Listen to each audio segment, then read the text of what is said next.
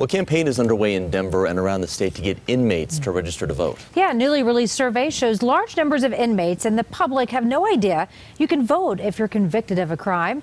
Rick Salinger joins us live now from the downtown detention center, one of the places where inmates are being signed up to get a ballot. Rick.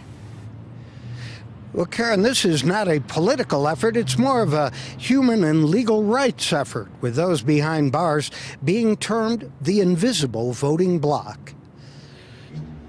Well, I didn't even know I was able to vote, period, being that I have felonies. Dustin Cordoba has served time for auto theft and domestic violence. He is one of many who have received cards informing them they can still vote if they have a criminal conviction and have served their sentence. They are a pretrial detainee in jail, on probation, or in jail for a misdemeanor. My kids are growing up, so now I could vote and have a input into their future.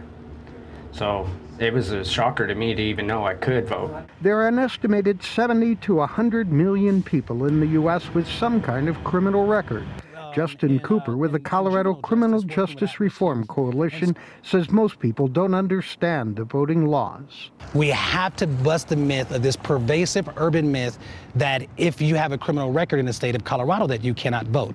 Believe it or not, inmates tell us that politics is a popular topic of discussion. A lot of them are just there to get their time done and get back on the streets, but a lot of them, we talk about politics. Those serving time or on parole for felony convictions are not allowed to vote.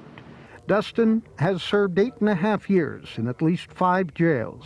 Only now has he learned he can vote. I think you have too much experience with jails. Yeah.